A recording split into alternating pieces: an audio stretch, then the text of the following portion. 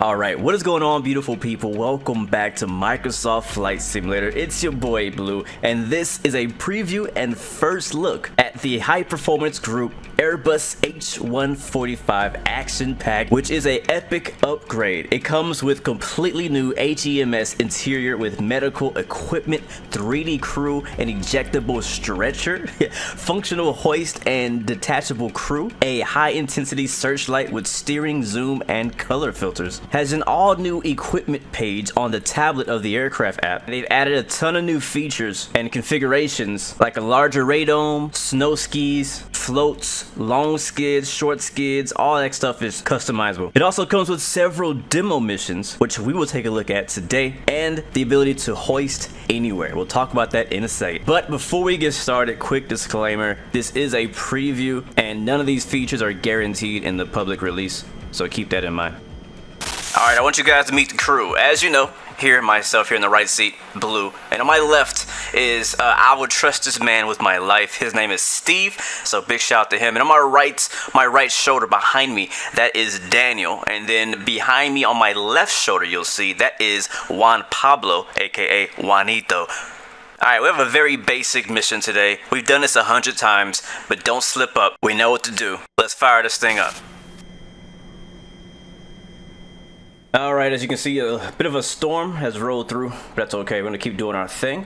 So, battery master on and engaged. We'll go ahead and prime the left and right engine fuel pumps. We'll get the anti-collision lights, strobe lights on. And down here, we'll go down to our flight to idle on both the second and the first engine. And we'll start firing up.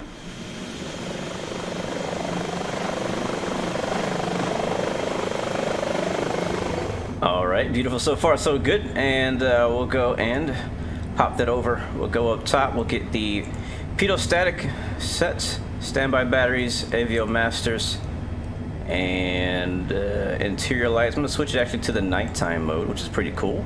I like that. We have a few new features here in the EFB or in the iPad. Here's our aircraft. Here we can open and close doors. We can actually shut our door here by clicking that button. And there it is, those doors are shut. You can actually open the backs. You can remove the passengers and things like that. You can remove, this is actually a GPU, so you can remove the GPU unit.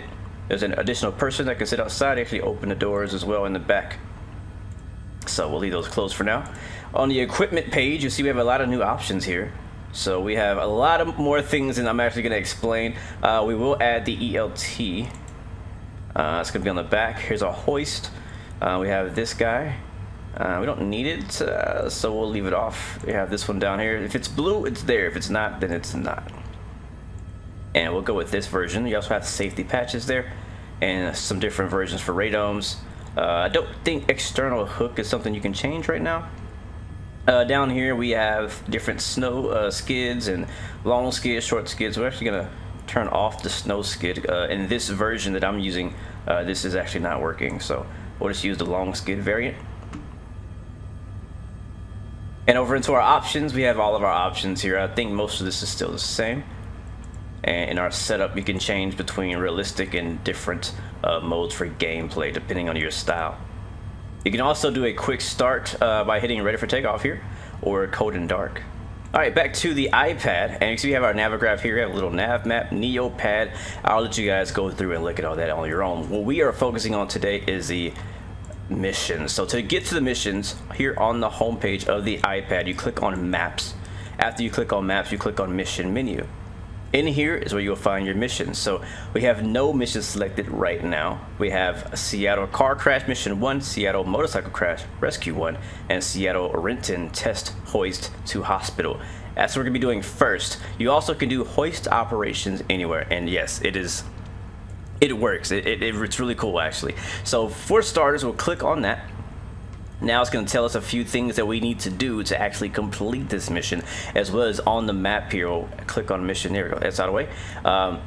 You'll see it actually shows us a magenta line of where it is. So this mission is actually on the Renton airfield. And again, this is like a test mission to kind of help you kind of get the hang of hovering and all that kind of thing. So if you want to turn off the mission, you click on no mission selected and it will go away. So our first step is to fly to the accident scene. But before we do that, a couple things I want to show you that you need to know when doing these missions. We're going to click on the time right here, and it's going to give us these quick options. We have our doors, which are all closed, it looks like. You can actually uninstall the doors as well if you wanted to, and disconnect the ground power. Click on autopilot, and right now, because we're on the ground, we can't actually do anything with it, but I'm going to show you guys something about that. Lights, here are our lights. It's a kind of quick way to change that. We can turn on our strobes and our landing lights, and click on high intensity searchlight. And now we go outside, and you see that light down there? I can actually move that light around with my controller here. Look how cool that is. So dope. So before we get started, I want to show you guys how to set that up for those of you who don't like to read manuals. We're going to go to our power management. We're going to go to mixture, and then these are 4 options you want. I have these set to a POV switch on my Thrustmaster Warthog HOTAS. So increase mixture 4 is to move the searchlight up. Increase mixture 3 is to move the searchlight to the right. Increase mixture 4 to down, and then decrease mixture 3 is left. If you need to pause it and look at it, do what you got to do. But that is how you do the searchlight. So one control I found extremely important to use when doing these missions, because it can be very difficult to control your aircraft in one particular location, and that is the auto airspeed and auto hover button, which is actually named GTC, toggle GTC, but in Microsoft Flight Sim it's called toggle engine 3 anti-ice. So map that to somewhere you can find it. I have it mapped to my Thrustmaster A10 Warthog joystick here on button 3, and that's what I'm using. So I can easily click. You can also manually click all these buttons within the iPad in the cockpit. All right, now that we got that figured out, let's go ahead and finish up. We're going to go to flight idle here, and we'll close those. We'll go back up top, air condition on. We'll turn on the fuel pumps, transfer fuel pumps, turn off the prime. All right, we're gonna reach down here below our GTN-750 and turn on our backup, our AP1 and our AP2. This aircraft is supposed to be compatible with the TDS GTN-750 and the PMS GTN-750. I have both of them. For this build, it was easier for me to get the PMS one working, so that's one we're using today. So I'm gonna get out to reporting, and we'll squawk 122.8 transfer. We're good to go. All right, maps back on. External power unit is disconnected. I'll give some power. I'll get going out of here. And we are airborne. Again, you can see the searchlight ahead of us. I can control that on my own here separately from everything else. It's kind of tricky, but it does work. All right, we're in a nice hover. And honestly, I'm glad we're doing this in the rain. It makes it slightly more challenging, and I don't know, I just feel like this is kind of the environment that you may end up being in, and so it's good to kind of prepare for the worst, you know what I mean? So as I said, this training mission is on the field here at Renton. So right there where that orange smoke is. So we're gonna try to get into a hover, and then we're gonna hoist Juanito down to pick up the patient, and we'll take him down to the hospital. So it's a really good test here for me to get into a hover. We can't get too high again. Those clouds are pretty low. And again, hovering is very, very tricky. This is why I again recommend binding a button to GCTS or GTCS, however you call it. I have not clicked on it just yet. You'll see it pop up on our main screen down there. So there's a guy, and it's actually somebody laying down right there next to him. Wow. Oh, you see we just opened the door up behind us. Oh, he's already on the way down. Okay.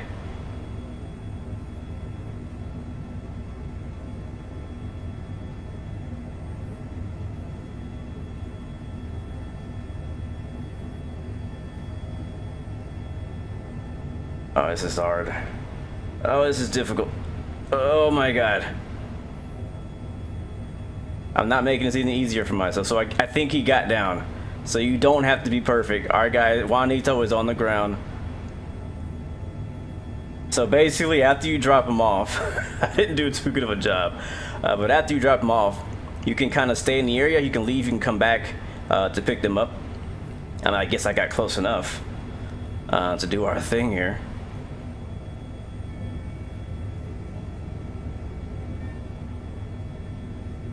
So now I'm gonna try to get into a bit of a stable hover. I think he's ready.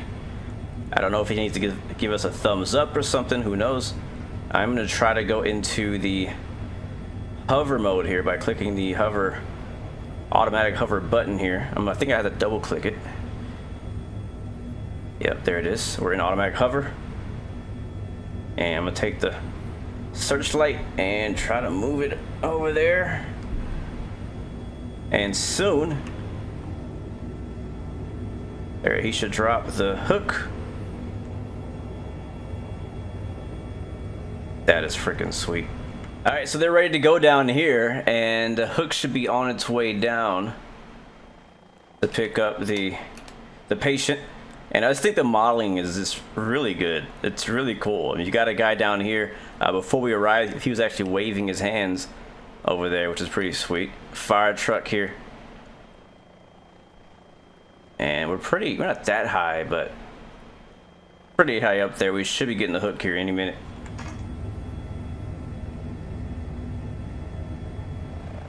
And there he is on his way up. How cool is that? I tell you, man, the things you can do in Microsoft Flight Sim really amazes me. Look at that. Wow, how epic is that? Now you're probably wondering, how am I using drone camera while hovering? Well, I have it set to auto hover. Again, that button that I told you guys about. Once you get the auto hover going, you basically can just, you know, not even think about it or worry about it. But that is so cool. All right, here he comes.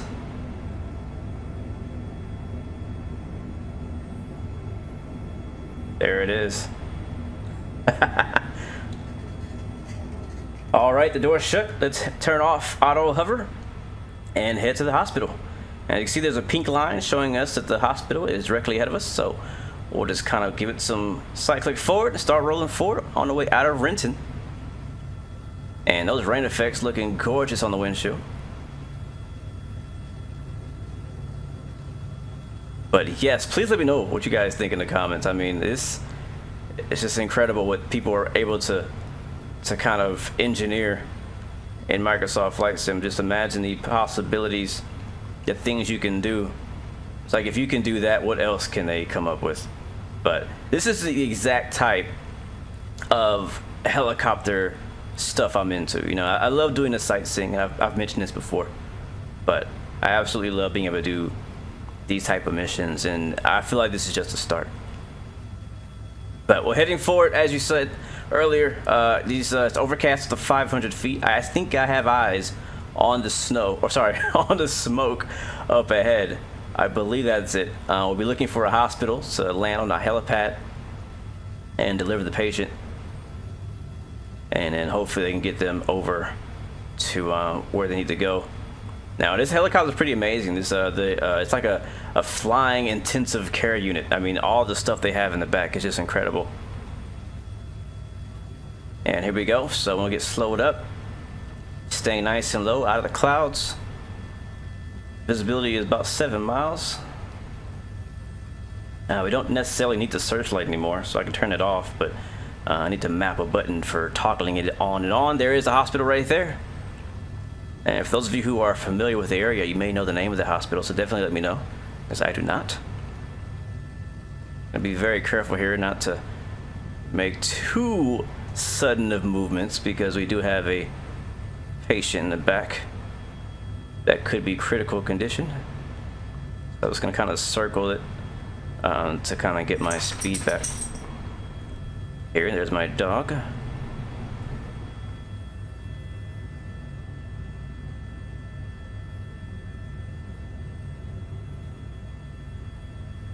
And I think it's a bit windy because I definitely feel the wind pushing me here. You can also use the GCT. Is it GCT? Or yeah, GTC. Sorry, you can use GTC mode as well to not just hover, but to kind of help you just be a bit more stable when trying to move slowly. You want to make sure you turn it off though, because it will kind of fight against you, as it is me right now. So I'm going to have to deactivate it there, and now it's all my controls. Here we come. This is the one.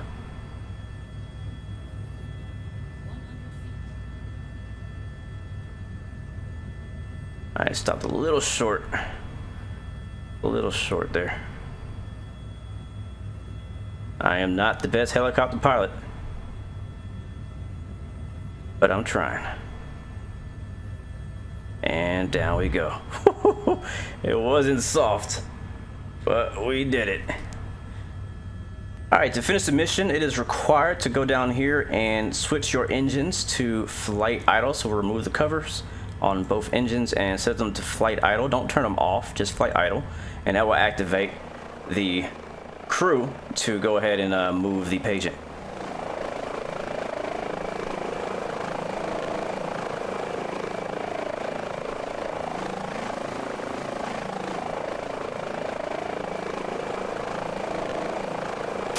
Alright, another mission complete, but thank you guys so much for watching, and remember you have 3 choices: give up, give in, and give it all you got. Peace, love, and God bless you. I'll see you guys next time, next video. Be safe.